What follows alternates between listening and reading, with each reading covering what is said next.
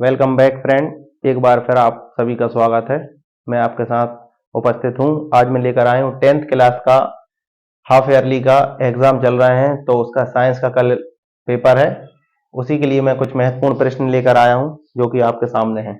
मैं एक एक करके आपको पढ़ के बता दे रहा हूं। हो सकता है कि वीडियो में शायद क्लियर ना दिख रहा हो क्वेश्चन, तो मैं आपको पढ़ के बता दे रहा हूँ। इन क्वेश्चनों को आप अच्छे से आज रात में लिख के याद करके तैयारी कर लें और सुबह आपको इनमें से बहुत से ऐसे क्वेश्चन होंगे जो आपके पेपर में आ जाएंगे। तो आइए स्टार्ट करते हैं। पहला आपका क्वेश्चन है, प्रकाश अपवर्तन से आप क्या समझते हैं। ठीक है, तो इसके बारे में ऐसा भी आ सकता है कि प्रकाश अपवर्तन से आप क्या समझते हैं, उदाहरण के साथ लिखिए। ठीक है, तो आप एग्जाम्पल भी इसके तैयार कर लें। दूसरा आपका क्वेश्चन है, उत्तल, समतल और अवतल दर्पण के बारे में लिखिए। तो आप ये तीनों दर्पण है, उत्तल, समतल और अवतल दर्पण, इनके बारे में पूरा डिटेल से पढ़ लें। इसमें आपके अंतर भी आ सकते हैं या फिर इनके बारे में परिभाषा भी इनकी आ सकती है। अगला क्वेश्चन है, निकट तथा दूर दृष्टि दोष को उदाहरण के साथ लिखिए। निकट दृष्टि दोष और दूर दृष्टि दोष के बारे में लिखना है आपको उदाहरण के साथ। फिर आपका संयोजन तथा प्रतिस्थापन अभिक्रिया को उदाहरण के साथ लिखिए। ठीक है, संयोजन तथा प्रतिस्थापन अभिक्रिया। अगला क्वेश्चन है आपका, दैनिक जीवन में पीएच मान के 4 महत्व लिखिए। ठीक है, जो पीएच मान होता है, हर लिक्विड का पीएच मान होता है ना, तो उसका अपन को 4 महत्व लिखना है दैनिक जीवन में।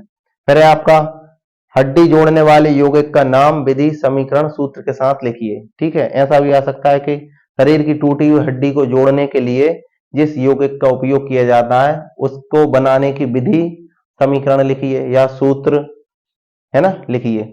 ऐसा कुछ भी आ सकता है, तो आप ये देख लेना। फिर आपका अगला क्वेश्चन है, अयस्क किसे कहते हैं और पिलवन विधि को समझाइए। ठीक है, इसमें एक और क्वेश्चन इन्होंने जोड़ा है कि कॉपर के अयस्क लिखें। ठीक है, अयस्क किसे कहते हैं, पिलवन विधि को समझाइए और कॉपर के अयस्क लिखें। इसी में आपके 3 क्वेश्चन बनते हैं, तो आप इनको अच्छे से कर लेना। फिर आपका अगला क्वेश्चन है, ऑक्सी तथा अनॉक्सी श्वसन में 4 अंतर लिखिए। ये आपका मोस्ट इंपोर्टेंट क्वेश्चन है, ये आपको आ सकता है। फिर आपका, न्यूरॉन की संरचना तथा कार्यों का वर्णन कीजिए। न्यूरॉन की, ठीक है, इसकी संरचना और इसके काम हमें बताना है। फिर आपका अगला क्वेश्चन है, लैंगिक और अलैंगिक जनन में 4 अंतर लिखिए। ये भी आपका इंपोर्टेंट प्रश्न है, आपको पता होगा।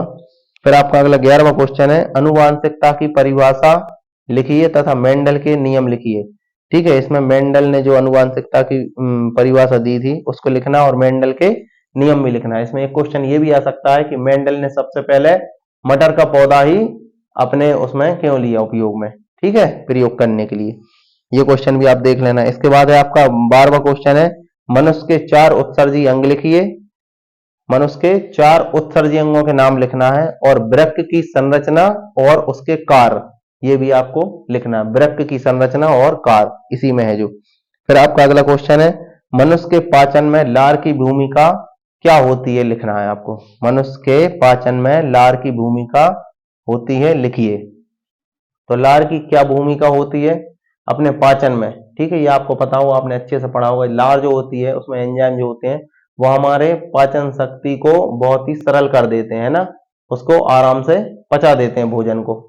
ठीक है, तो अगला क्वेश्चन है आपका, श्वसन क्या है, परिभाषित कीजिए। ठीक है, जो हमारा श्वसन तंत्र है उसके बारे में हमें परिभाषित करना है, यानी उसके बारे में हमको लिखना है।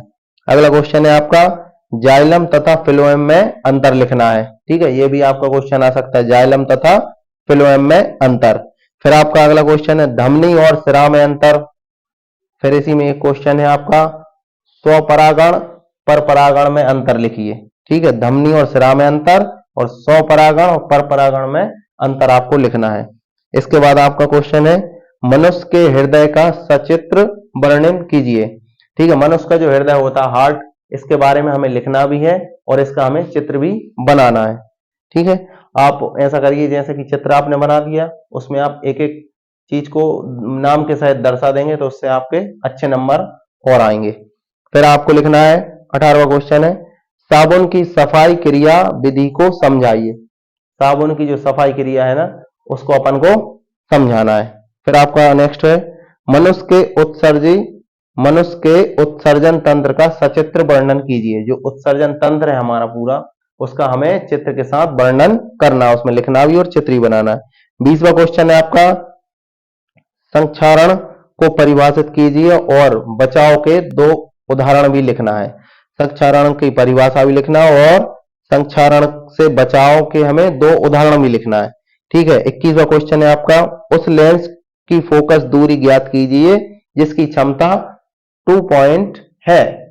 ठीक है, तो आप इसका अच्छे से लिख कर देख लीजिए क्योंकि ये आपका न्यूमेरिकल सवाल है। तो आप इसका सूत्र और विधि अच्छे से कर लीजिए क्योंकि यहाँ पर जैसे कि दिया है कि क्षमता 2 पॉइंट है, तो इसमें 2.5 या 25 या 20 कुछ भी आ सकता है 2 की जगह। तो ये क्वेश्चन आपका इंपॉर्टेंट है, तो आप इसकी विधि सीख लीजिए और आप इसको अच्छे से कर लीजिए। ठीक है। आखिरी क्वेश्चन है आपका, बेकिंग सोडा बनाने की विधि व उसके उपयोग लिखिए। जो हम बेकिंग सोडा उपयोग करते हैं उसकी हमें विधि लिखना और उसके उपयोग लिखना है।